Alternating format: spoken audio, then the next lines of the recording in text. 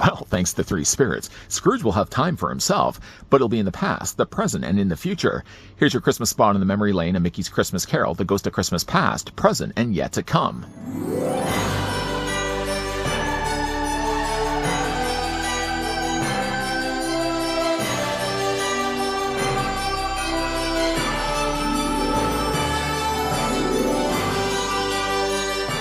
Ho, ho, ho! Hello! Now, I couldn't have said that we had completed all the Mickey's Christmas Carol figures from memory lane without obviously looking at the spirits that represent the past, the present, and yet to come. The Ghost of Christmas Past, Present, and Yet to Come were all actually inside of one box. So the good thing, at least about them, is that you didn't have to buy them individually. The set, of course, included Jiminy Cricket as the Ghost of Christmas Past, the Giants as the Ghost of Christmas Present. Don't forget the chocolate pot roast with Dementio, no, Pismestio, no, Dismissnestio, with yogurt. And, of course, Pete as the Ghost of Christmas Yet to Come. I couldn't remember the name of him when we were looking at the figures. It also dawned on me, too, while I was kind of going through my totes of figures to get these guys back out and on display, that one figure I had overlooked when we looked at the earlier ones, and that being, of course, Goofy as Jacob Marley. So even though really he wasn't part of this set, we're also going to be looking at him as well. So at least I could say I've looked at all of them. We're going to at least, you know what, we'll keep Goofy here because I want to get kind of measuring going on. And of course, I'll bring in some of the other earlier looked at Mickey's Christmas Carol figures in a moment. I don't want to get too ahead of myself, but let's just grab the tape measure first and see how tall they are. Visually, you can see already that Jiminy Cricket, the Ghost of Christmas Past, is clearly the shortest. The Giant is the tallest. Let's get things going, at least with measuring. So Jiminy Cricket is only going to be 3 inches in height. He's pretty small. That translates, though, to a figure that's about 7.5 centimeters tall. Then, though, to the Giant, once again, back to inches. He is about 9.25 inches of that, or about, I would say, 22 and a half centimeters tall. Goofy, even though, again, he wasn't part of this set, but I had to go back and look at him as well. He is going to be about 6.5 inches, or about 16 centimeters tall. And then to Pete. Pete, the Ghost of Christmas Yet to Come, is 6.5 inches in height, or about 17 centimeters tall. Now, let's bring in a couple of characters right now. Here's Ebenezer Scrooge, played, of course, by Scrooge McDuck. And seeing as this is Mickey's Christmas Carol and all, let's bring in Mickey Mouse, who played Bob Cratchit. Actually, this might even work out better, because I didn't look at Goofy as Jacob Marley. One of the accessories, though, I found inside the bag when we were looking at the Mickey's Christmas Carol figures was the little door knocker that we see on the front of Scrooge McDuck's door. I think this was something that came included with Goofy, but at the time when I was looking at the other figures, I couldn't remember who this belonged to. The knocker itself doesn't attach to anything. I think at one point I put a little bit of like sticky tack on the back of this so I could just stick this on the wall, but I really haven't found a purpose for that since.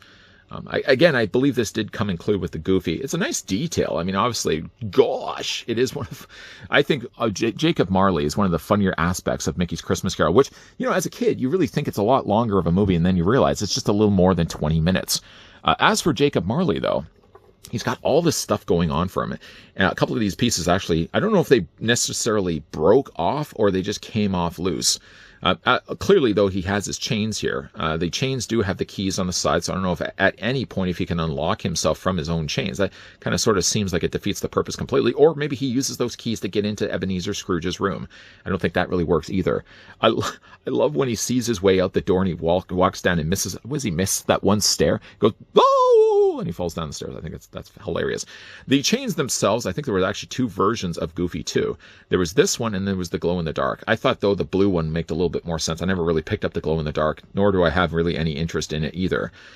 Though the actual chains themselves wrap around his body, when you get them out of the packaging, these are already attached onto him, so you don't even have to worry about it. But they sit loose, and clearly, you know, he's carrying around the baggage of all the banks and all the, you know, just the weight of the world and the weight of investments and things that he did, naughty-wise, certainly when he was in the living, all has to now be carried around by chain. So he's got a few little lock boxes here. He's got a larger one here also as well. This was the one actually that was detached and loose inside the bag. I think they actually make it this way so that you can attach one of them to the chains. And then he's got a separate piece that has a piggy bank. And that actually loops onto this section right here as well. So I think like everything works pretty well. I mean, it means that he has to carry so much around with it. Like with the cartoon, it's just a little bit more unruly when you want to try to put this guy on display. Though for the face sculpt of Jacob Marley, let's get a closer look at Goofy. Yeah, he is certainly, for me at least, the funniest aspect of Mickey's Christmas Carol. Yosh. The paint is pretty good on this guy too. Like, he's got a more darker blue, obviously, here for this jacket, lighter blue for the head. Of course, he's got the section that wraps around the front of his jaw like every other version of Jacob Marley. Some decent levels of posability considering this is also an older figure. I think that's a really nice look for Goofy. Also thing with him as well, like even though he's an older figure, but he has surprising levels of posability that, even I seem to forget every time. And then when I put these guys away in totes, the next time comes around for the end of, obviously the end of the year and Christmas season comes around, get these guys out on display. I take each of the figures out, I start to play around with the posability on them. I realize these guys are pretty posable for the fact that these are as old of a figure as they are. For Jacob Marley, his head rotates, well, I wouldn't say normally all the way around. It clearly gets to the point where it tells you can't move it any further. The arms certainly do rotate all the way around. He has a hinge as well in his elbow, swivel in his hand, which again is always something I was surprised to see. He has no swivel in his waist, but his legs can move forward and back. He also has bends in the knees and no articulation really in the feet. But again, so much though for Goofy, it has to contend with the idea that he's just got these chains. They're always sort of, again, getting in the way. And when you put the figure down, every so often I notice that one of the little lock boxes ends up always falling off the chain. It ends up being, I think it's this one right here. This is always the one that seems to fall off. So every year without fail, when I get these guys to the bag, I have to take the one chain, loop it onto the one end of it. You can probably even see the way that it's set up. And then I have to take the piggy bank and I have to attach it onto the other side. So there's Goofy. Let's just actually move him over off to the side, seeing as now, of course, we've finished off these standalone figures. And now let's look at the accessories that come included with the past, the present, and the future. So when we look at Jacob Marley, when we look at the Ghost of Christmas Past, played of course by Jiminy Cricket, what a better character choice if you're going to get a wise little spirit. He isn't so much really a spirit, but just a cool little character of Jiminy Cricket. Now, he actually comes with a pretty big accessory. Again, all of these will be part of one of the single boxes. He actually comes included with the clock. Now, the clock itself does have a face. It looks like it's telling us, what time is that? It's almost 10 after 12. A little less. Maybe it's 12:09 right now. Obviously, because the hour hand is going right to the 12. And then the minute hand is, well, everybody knows how to tell time. The size, though, of this is about the same size as Jiminy Cricket. It's just a little bit shorter. It's painted actually pretty well. I think for the fact that this is more an accessory and really less a figure, I think Memory Lane's done a really decent job of painting this. It doesn't do anything. I mean, really what he's doing right now, what the clock is doing right now is the same thing it's going to be doing the whole time it's on display. I do like, though, that the hands are sculpted, so that it isn't just a case that they put a big honkin' sticker there on the front. It's a good-looking little bell. Now, one of the accessories, though, that come included with the past is that Jiminy Cricket also comes included with his little umbrella. The umbrella, based on at least the way the hands are designed, you can have them in either one of his hands. You don't have to have the idea that it's committed to this side. If you want to have it over here, you can have it over there. But, just to show you, it clips easily into either one of his hands. The hat sits really low on his head. Still, though, he manages to pull off some decent posability. The head can rotate back and forth. Even though, really, he has a very high collar to him, you can also rotate his arms as well.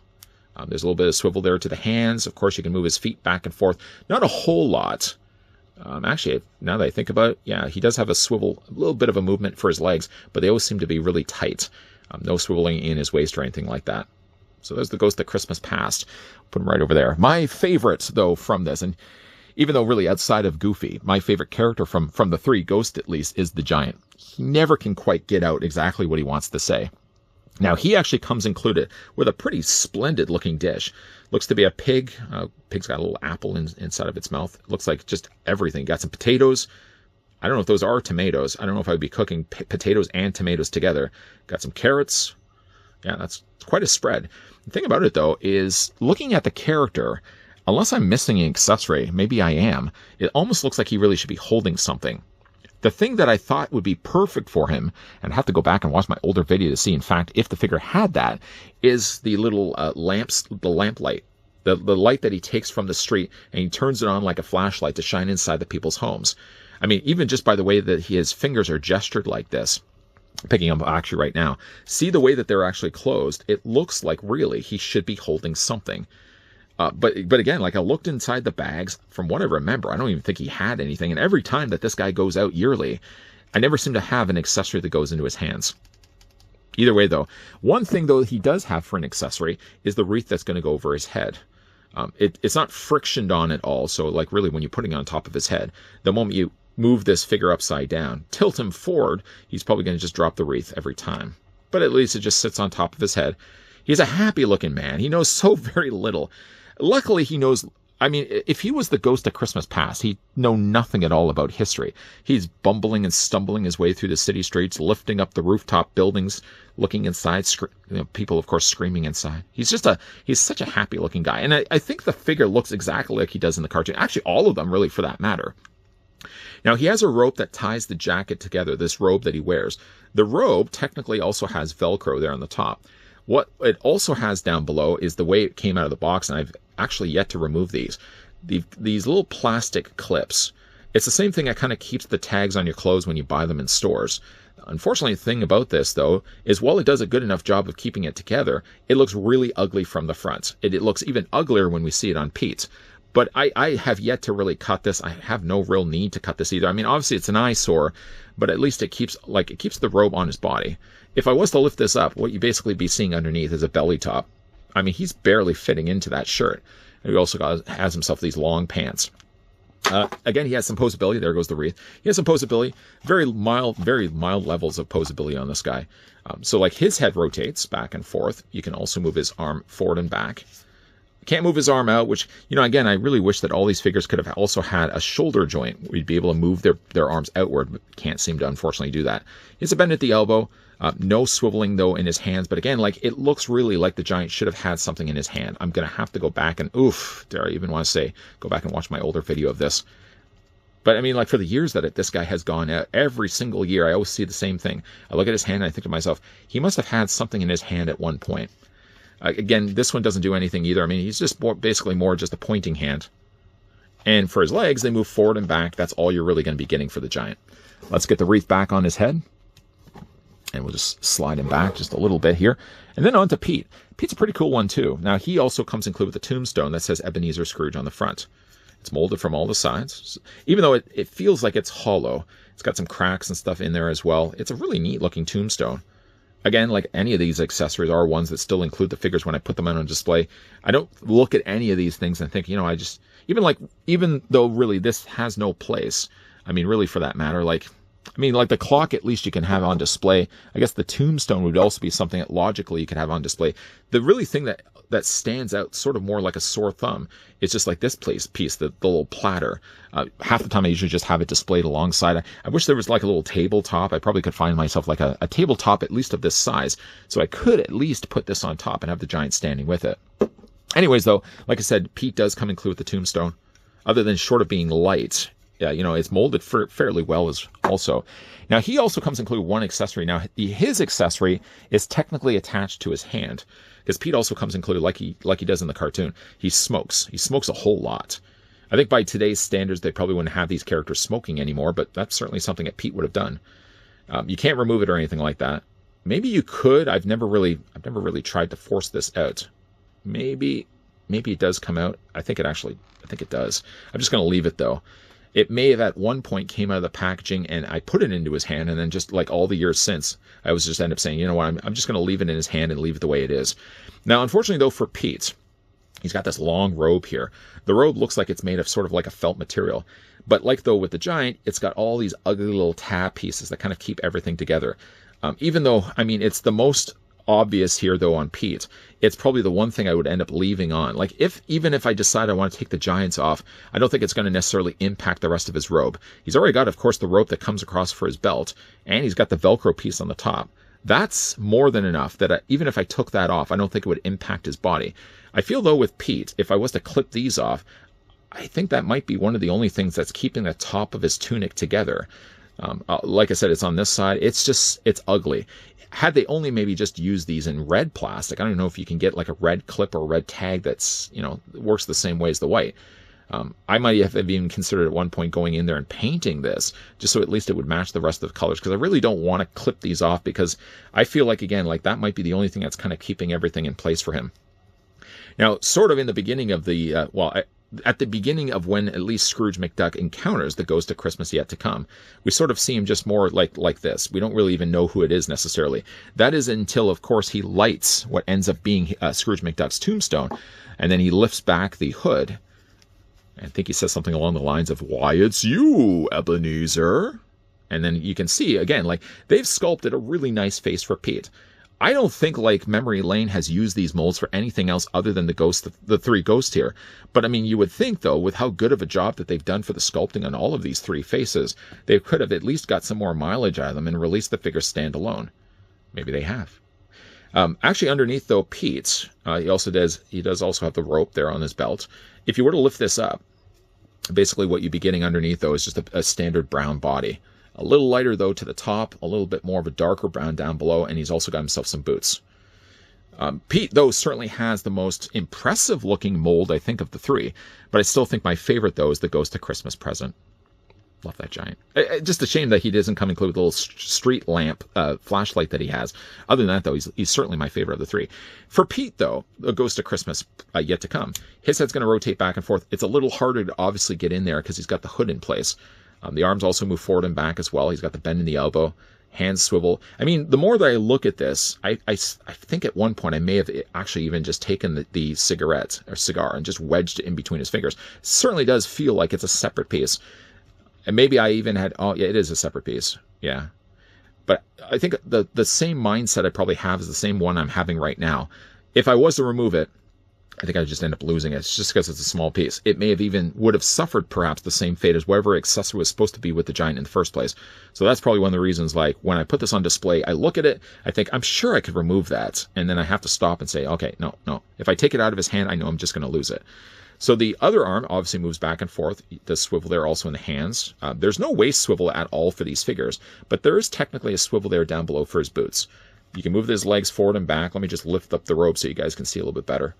Yeah, there's no waist swivel, but you can certainly move his legs. And because his legs are short and stumpy like this, there's only so much that you can actually do when it comes to swiveling them back and forth. You can, again, swivel the boots back and forth there as well. This set is a little bit more expensive. I mean, I think really all the Mickey's Christmas Carol figures from Memory Lane have really started to skyrocket in price.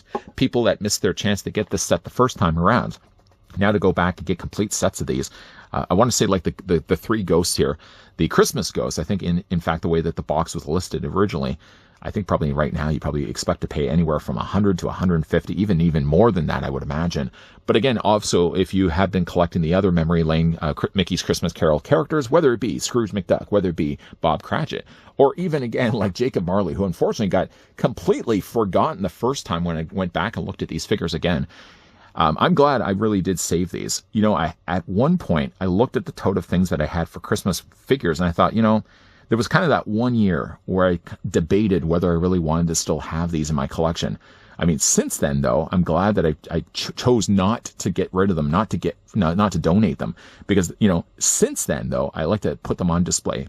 And I think 3 years ago, maybe it was 2 years ago, I was kind of going through and just clearing out a lot of my collectibles, thinking like, I'm never going to display this. I'm never going to display this. And those went. And I kind of got to the point where I was looking at these and I thought to myself, you know what? At that point, I wasn't putting them on display for Christmas. What's the likelihood I'm going to put them on display for Christmas the following year? So I held back, didn't get rid of them. And then the following year, sure enough, I was watching Mickey's Christmas Carol, and then it was reminding me that I had these figures still in my totes. I went back to the totes, I put them all on display, and I right away had that sense of relief that I never got rid of them. Fun little figures, very little, some of them a little bit better posed than others. I mean, I also like Mickey's Christmas Carol, it being one of my beloved classic. Even though I haven't really watched it yet this year, it's still going to be one closer to the end of like that December time frame. The Christmas time frame is when I'm probably going to be watching it. Mickey's Christmas Carol probably will end up watching Christmas Eve. It usually seems to be the thing that I watch. And, you know, for again, like the nostalgia and the love that I have for that film, you know, such a great release from Memory Lane. The fact that we got these figures as we did, they look just as good as they do in the cartoon. Even though, again, like looking at Scrooge McDuck, some of the colors obviously for his jacket, I don't think really match. I think his jacket is more the red than it is the blue. But yeah, nice figure releases that we got from Memory Lane. Try to track them down again, as I already said. It's going to be a little bit more expensive, but if you can find them for a good price, definitely pick them up. It's kind of actually funny that we're looking at Christmas Ghosts again, when earlier in the week we had done the same for Funko. Funkos, though, even though it is a Christmas Carol, I don't have as much of a nostalgic attachment to as I do for Mickey's Christmas Carol here. Mickey's really is the one I take the trip down memory lane for, because it's the one I watch annually. In fact, Mickey's Christmas Carol is so high on my list for priorities that I usually keep those movies like that closer to Christmas. Christmas Carol, or the Alistair Sims Christmas Carol from 1951, is one I always watch at Christmas Eve without fail. Then it's usually followed by Mr. Bean. If I can, I usually try to get Mickey's Christmas Carol in there as well. If I can't, I usually watch it the day before Christmas Eve. So I guess that's Christmas Eve. But it's one I never miss out on. And even though it's not as much of a memory lane for me, like even though this set, the last time that I looked at it, I think was like 12 years ago. I don't encourage anyone, by the way, to go back and watch those videos, please. But with 12 years have passed, even though I put these out annually on my mantle, I at least wanted to go back and look at these again in reviews. And I'm really glad that I did. Again, the nostalgia that goes along with these, even though I always see these annually, it's probably been 12 years since the last time you guys have seen this review. Obviously, when it comes to these characters, the fact that we have the attachment of each of these characters represented by Mickey characters that appear in other movies. So Pete obviously is very much attached to Goofy. Jiminy Cricket we know from Pinocchio. And the giant here is from Mickey and the Beanstalk, one of my also favorite animated films that I've watched with Mickey starring in it. The fact that all these characters also have, well, I shouldn't say all of them. Jiminy Cricket is the only one that really doesn't have a real fabric outfit. But the Ghost of Christmas Present and the Ghost of Christmas Yet to Come both have fabric robes, which is a really nice added touch that I like that Memory Lane did to them. The thing, unfortunately, about that, the still thing that bothers me, and you would think, though, that with the 12 years that have passed, even if it continues to bother me, what's the definition of insanity again? If it's bothered me this much, you would think that I would have already clipped off those nasty-looking plastic clips. Again, it doesn't bother me as much for the Ghost of Christmas Present. It bothers me a lot, though, for the one on Pete's robe. I've still left it on because I feel like the moment I clip those off, that's the thing that's going to keep the top of the robe for Pete together with the bottom. So a lot of times I just leave it. I just look at it. I think to myself, I really need to just get around to clipping these, but I never do. And that's probably reasons why. Still, though, I feel like the giant should have had an accessory. The fact that his finger is doing exactly what it is right now sort of lends the idea that you would think that he should have had something in his hands. Again, the street post lamp light, the flashlight he has in the movie, I think would have been the perfect accessory. I wonder if I can find something maybe of that size that I can put in his hands. What do you guys think of this? Let me know down below in the comment section. Have you guys at all been collecting the Memory Lane Mickey's Christmas Carol? Memory Lane also known for doing the Rudolph the Red-Nosed Reindeer. If I have time, leave it with me. If I have the time, maybe I might try to go back and I'll have a look at those Rudolph the Red-Nosed Reindeer figures. But in the meantime, though, if you guys did enjoy this video, do it a salt, throw it a like. You guys want to stick around for more so? Hope so. Hit that subscribe, turn on that bell. But the most important thing is that you're coming back. As always, thanks for watching. See you guys next time.